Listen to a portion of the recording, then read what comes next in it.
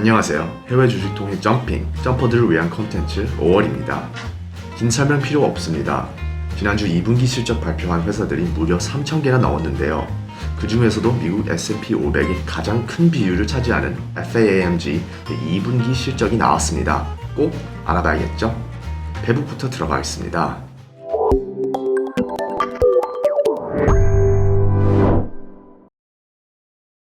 페이스북은 지난 6월 말에 FAAMG 중 마지막으로 시가총액 1,000조 원을 달성했습니다.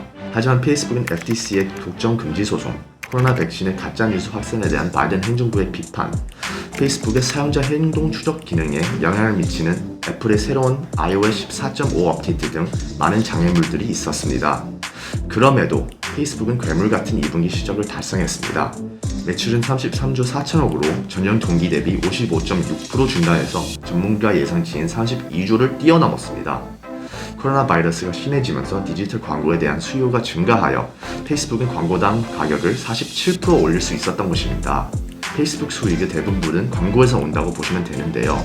그 외에 오큘러스 가상현실 헤드셋을 포함한 다른 수익은 5,700억 정도 나왔습니다. 페이스북의 월간 활성 사용자와 일간 활성 사용자는 각각 29억과 19억 1천만으로 예상과 다소 일치했습니다. 좋은 실적에도 불구하고 페이스북의 주가는 발표 당일 시간외 거래에서 5%까지 추락했는데요. 그 이유는 페이스북의 앞으로 매출 성장이 둔화될 것이라는 미래 전망이 나왔기 때문입니다. 이번 2분기 매출 성장은 코로나 영향이 컸고 백신으로 코로나가 줄어들고 있어 3분기에도 이 정도의 성장률을 찍기 힘들다고 보는 거죠. 또한 iOS 14.5 업데이트 영향이 3분기에는 더 크게 받을 거라고 예상하고 있고요. 지출, 잉여 현금 흐름 같은 다른 수치는 회사 수익 보고서에 모두 볼 수 있지만 훨씬 더 중요한 것은 회사의 미래 가이던스입니다. 마크 저커버그는 페북이 앞으로 메타버스 회사가 될 것이라고 발표했습니다. 오큘러스 퀘스트 투자 외에도 저커버그는 다음으로 나오는 제품은 레이밴과 협력해 스마트 안경을 출시할 것이라고 발표했어요. 메타버스 팀도 새로 설립해서 앞으로 지속적으로 메타버스에 투자할 예정이라고 합니다. 프로젝트 아리아에서 호라이즌, 그리고 우리가 아직도 들어보지 못한 다른 프로젝트까지 앞으로가 기대되네요. 애플은 모든 월스트리트 추정치를 훨씬 초과했습니다. 보시면 아시겠지만 애플은 그야말로 실적이 another level입니다. 아이폰은 지난 분기보다 약 50% 성장한 45조를 기록했고 애플의 주요 제품들은 모두 전년 동기 대비 12% 이상 성장했습니다. 코로나로 인한 재택근무나 원격 수업이 늘어났고 거기다 자체 M1 칩까지 넣어서 성능도 보장하며 애플 맥북 컴퓨터가 더 잘 팔렸습니다. 과연 이런 역대급 성과의 주식은 상승했을까요? 아닙니다. 주가는 추락했습니다. 하락의 가장 큰 이유를 찾자면 애플의 경영진들이 반도체 칩 부족으로 다음 분기에 아이폰 및 아이패드 판매에 영향을 미칠 수 있다고 경고한 것인데요. 애플도 칩 부족을 피해가진 못하나 봅니다. 거기다 이제 점점 진정되는 코로나로 애플 뮤직, 영상, 광고 등 서비스 수입의 성장률 둔화가 염려되기도 합니다. 이런저런 이유로 다음 분기가 이번같이 역대급은 아니겠지만 애플의 펀더멘털은 확실히 좋으며 무려 3,000조의 시가총액에 가까워지고 있습니다. 아마존의 상징이던 제프 베조스가 CEO에서 은퇴하고 처음 하는 실적 발표라 의미가 있었는데요. 결과부터 말하자면 성장하긴 했지만 시장의 기대 매출에는 미치지 못했습니다. 그렇다고 아마존 매출이 나빴다는 말은 아닙니다.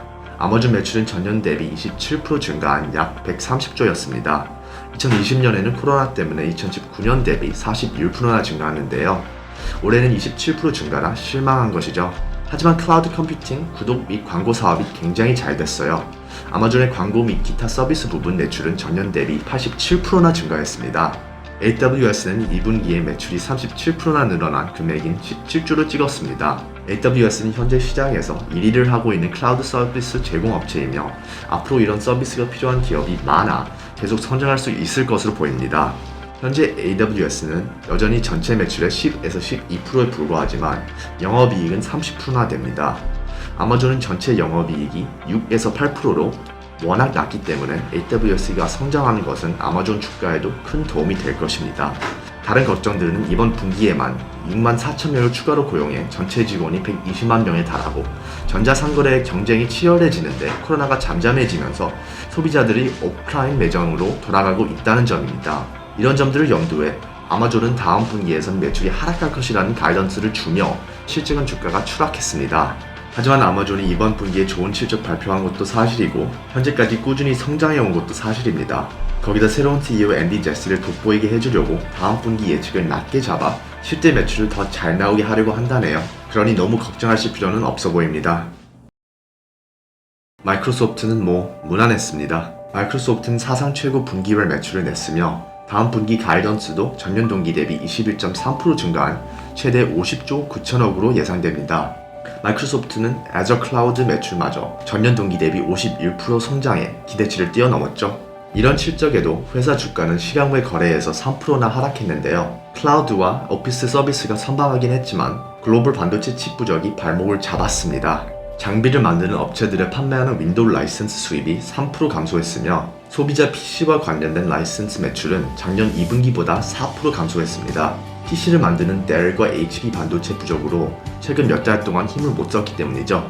엑스박스를 포함한 비디오 게임 산업은 코로나 덕분에 작년 2분기에는 65% 성장했지만 올해 2분기에는 4% 감소했습니다.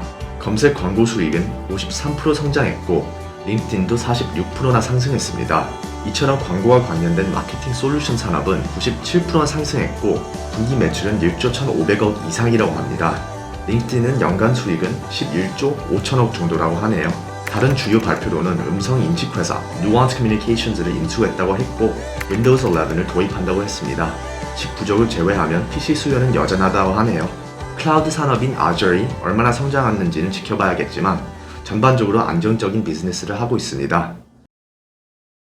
지금까지 본 것처럼 모든 회사들이 예상 컨센서스를 뛰어넘는 실적을 냈는데요. 이미 투자자들은 실적이 좋을 거라고 예상해 투자를 했어서 실적이 좋아도 자그마한 염려에 주가가 하락하는 경우가 많습니다. 하지만 알파벳은 상상도 못한 실적을 내면서 FAAMG에 유일하게 실적 발표를 하고 주가가 상승했습니다. 구글의 모회사인 알파벳은 14년 통틀어 분기별 매출이 가장 크게 증가했는데요. 구글의 광고 매출이 약 58조로 작년 2분기보다 69% 상승했습니다.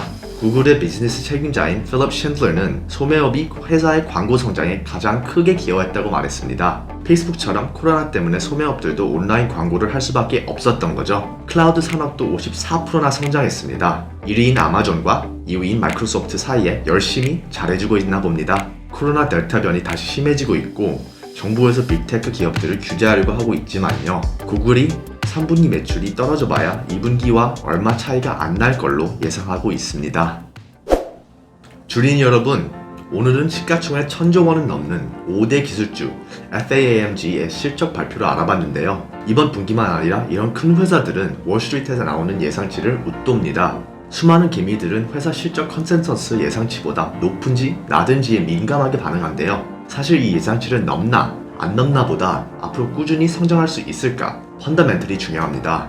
페북, 애플, 아마존, 마이크로소프트, 구글을 봤을 때 코로나나 반도체 칩 부족 같은 큰 사건의 영향을 받고 있습니다. 그럼에도 5개 기업 모두 성장하고 있는데요. 사람이 저기가 고점이야, 더 성장 못할 거야 라는 예측을 항상 깨면서 고점을 갱신하고 있습니다. 이 5기업만으로 S&P 500 지수의 23%를 차지한다고 하니 더 말해 못하겠습니까? 이렇게 회사가 돈도 많고 힘이 세지니 정부에서 이 기업들을 통제할 수 있을까 걱정하며 단독점 규제를 하려고 하는 게 투자자들의 가장 큰 걱정거리죠. 이 이슈는 꼭 항상 신경 쓰시고요. 여러분들은 어떻게 생각하는지 댓글 많이 달아주세요. 구독과 좋아요도 꼭 눌러주세요.